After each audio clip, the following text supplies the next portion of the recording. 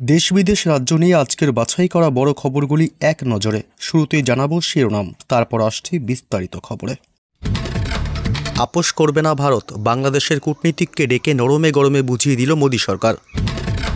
যাহা ইউনুস তাহাই মমতা, কটাক্ষ শুভেন্দুর, বাংলাদেশ সীমান্তে রাজনীতি ভুলে জাগ্রত ভারতীয়রা। ঘুঘুরবাসা স্বাস্থ্য দপ্তরেই স্যালাইন কাণ্ডে ইডি চাইলেন শুভেন্দু, মমতার বিরুদ্ধে মামলার দাবি। এবার টের পাবে বাংলাদেশ, হিন্দু নির্যাতনের প্রতিবাদে ওপারে পণ্য রপ্তানি বন্ধের সিদ্ধান্ত ভারতীয় সংস্থার। মাস চালানোর মতো টাকা দেবে তৃণমূল, লক্ষ্মীর ভাণ্ডারে ঢুকবে এবার ৩,০০০ টাকা, দারুণ ঘোষণা মমতা বন্দ্যোপাধ্যায়ের। পেটের জ্বালায় আবারও ভারতের কাছে হাত পাতল বাংলাদেশ, ওপার বাংলার সাধারণের মুখে অন্ন তুলে দিতে উদ্যোগী মোদী সরকার। এবার জানাবো বিস্তারিত।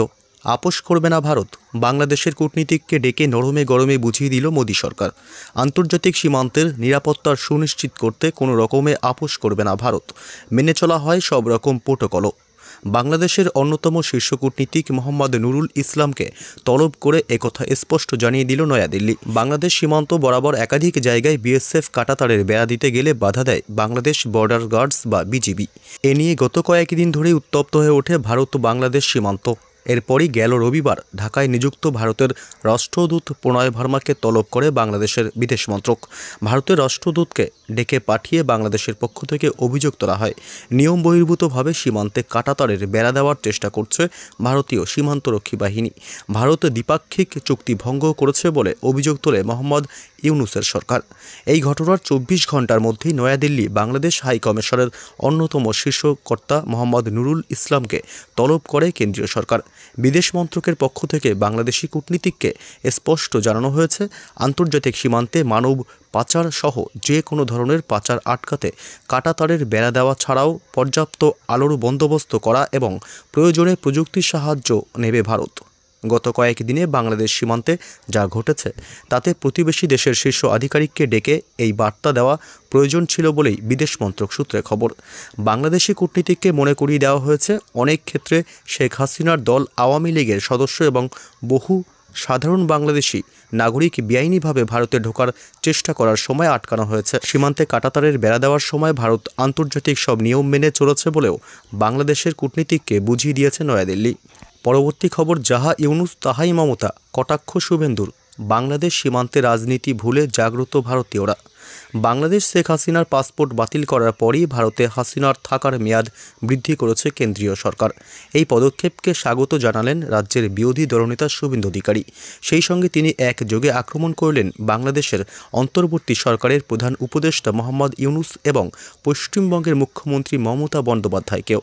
শুভেন্দু বলেন, মমতা বন্দ্যোপাধ্যায় ভারত ও বাংলাদেশ সীমান্তে কাঁটাতারের বেড়া দেওয়ার জন্য প্রয়োজনীয় ৬০০ কিলোমিটারের বেশি এলাকায় জমি বিএসএফকে দিচ্ছে না, তবে তাতে অসুবিধা নেই।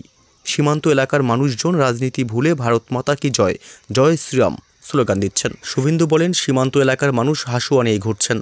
বাংলাদেশের চোরাচালানকারী মানব পাচারকারী জঙ্গিদের উদ্দেশ্যে তারা বলছেন, বিএসএফ তো পরে দেখবে, আগে তোদের ভালো করে অভ্যর্থনা আমরাই দেব। সেলেশের সুরে শুভেন্দু বলেন, বাংলাদেশ সীমান্তে এই যে ভারতীয়দের জাগরণ ঘটে গিয়েছে তার কৃতিত্ব আমি দুজনকে দেব, একজন মোল্লা সুৎখর ইউনুস আর একজন মমতা বন্দ্যোপাধ্যায়। যাহা ইউনুস তাহাই মমতা। শুভেন্দু অধিকারী এদিন বললেন, বাংলাদেশে ১৯৭১ সালে পাকিস্তান যেমন বাঙালিদের উপর অত্যাচার চালাতো, এখন সেটাই চলছে। বাংলাদেশে কেয়ারটেকার সরকার অবৈধ, আর কিছুদিন পরেই সেখানে গণতন্ত্র ফিরবে বলে নিশ্চিত শুভেন্দু। রাজ্যের বিরোধী দলনেতা ইউনুসের কড়া সমালোচনা করে বলেন, শেখ হাসিনা বাংলাদেশের নির্বাচনে জিতে নির্বাচিত হওয়া প্রধানমন্ত্রী। মৌলবাদী জঙ্গি তালিবানরা সেনাবাহিনীকে সঙ্গে নিয়ে তাকে জোর করে দেশ ত্যাগে বাধ্য করেছে, কিন্তু তিনিই বাংলাদেশের নির্বাচিত প্রধানমন্ত্রী। সরকারের কোনো গুরুত্ব বৈধতা নেই। এখন গণতন্ত্রের উপর আঘাত হেনেছে মোল্লা ইউনুসের কেয়ারটেকার সরকার। কিছুদিন পরেই বাংলাদেশে গণতন্ত্রের জয় সুনিশ্চিত হবে। পরবর্তী খবর, ঘুঘুরবাসা স্বাস্থ্য দপ্তরেই স্যালাইন কাণ্ডে ইডি চাইলেন এবার শুভেন্দু, মমতার বিরুদ্ধে মামলার দাবি। বিষাক্ত স্যালাইনের প্রয়োগে মেদিনীপুর মেডিকেল কলেজে প্রসূতির মৃত্যু ঘিরে তোলপাড় রাজ্য।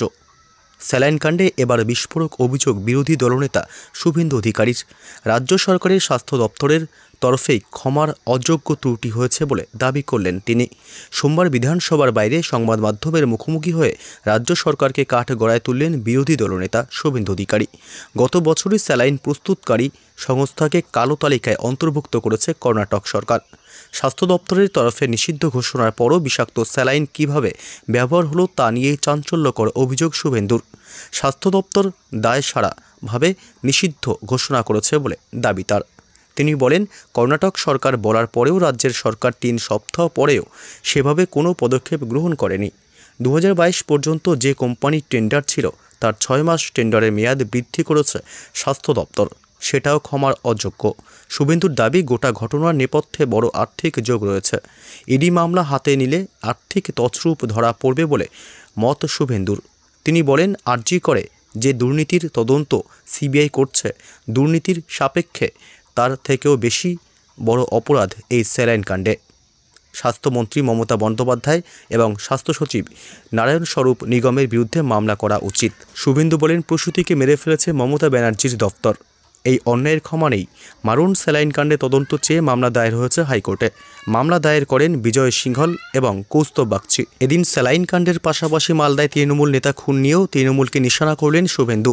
তিনি বললেন, দুলালের খুনের জন্য পুলিশ মন্ত্রী মমতা দায়ী। দুলাল সরকারের স্ত্রীর সিবিআই তদন্ত দাবি করা উচিত। তৃণমূলের গুন্ডাদের হাতেই খুন দাপুটে নেতা দুলাল সরকার। আদালতের নজরদারিতে সিবিআই তদন্ত চাওয়া উচিত বলে শুভেন্দু জানিয়েছেন। পাশাপাশি বাংলাদেশকেও ফের হুঁশিয়ারি দেন শুভেন্দু অধিকারী। বলেন, আন্তর্জাতিক নিয়ম মেনেই জোর কদমে কাঁটাতার দেওয়ার কাজ চালাচ্ছে বিএসএফ। ভারতের কাছে উন্নত মানের ড্রোন আছে, তা দিয়েই মোক্ষম জবাব দেওয়া যাবে, ভালো উত্তর দেওয়া যাবে বলে হুঁশিয়ারি দেন নন্দীগ্রামের বিজেপি বিধায়ক শুভেন্দু অধিকারী। পরবর্তী খবর, এবার টের পাবে বাংলাদেশ। হিন্দু নির্যাতনের প্রতিবাদে ওপারে পণ্য রফতানি বন্ধের সিদ্ধান্ত এই ভারতীয় সংস্থার। দরকারে অদরকারে ভারতের মুখাপেক্ষী হয়েই থাকতে হয় বাংলাদেশকে। বিভিন্ন খাদ্যদ্রব্য, বস্ত্র শিল্পের কাঁচামাল থেকে শুরু করে ওষুধ এবং নানান জিনিস রফতানি হয়ে থাকে ভারত থেকে বাংলাদেশে। আবার ওপার বাংলা থেকে বহু মানুষ এদেশে আসে চিকিৎসার প্রয়োজনে। কিন্তু ভারতের এই উপকার তো বাংলাদেশের মানুষদের একাংশ ভুলেই গিয়েছেন। উপরন্তু ইউনূসের শাসনকালে সে দেশে যেভাবে হিন্দু এবং অন্য সংখ্যালঘুদের উপর অত্যাচার বেড়েছে, তার প্রতিবাদে সরব হয়েছে ভারতের বহু মানুষ।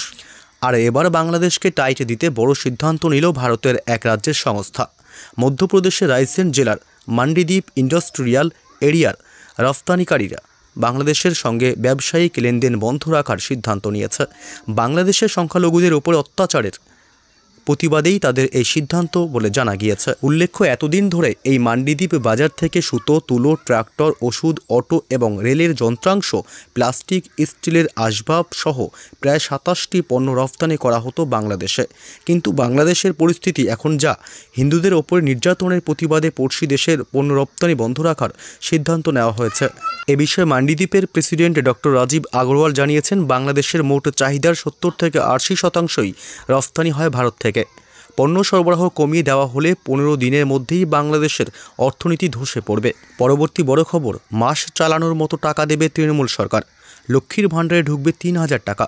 দারুণ ঘোষণা মমতা বন্দ্যোপাধ্যায়ের। মাস চালানোর মতো টাকা দেবে এবার তৃণমূল। হ্যাঁ, এবার 3000 টাকা করে মিলবে লক্ষ্মীর ভাণ্ডারে। এই টাকা পেতে পারেন সব মহিলারাই। তবে কিভাবে আবেদন করতে হবে জেনে নিন। এবার আর 1000 বা 2000 নয়, করে 3000 টাকা মিলবে লক্ষ্মীর ভাণ্ডারে।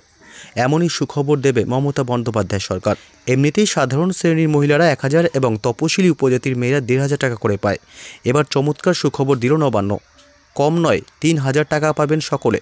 তবে তার জন্য অবশ্যই আর্থিকভাবে পিছিয়ে পড়া থাকতে হবে। একমাত্র আর্থিকভাবে পিছিয়ে পড়া মেয়েরাই পাবেন লক্ষ্মীর ভাণ্ডার।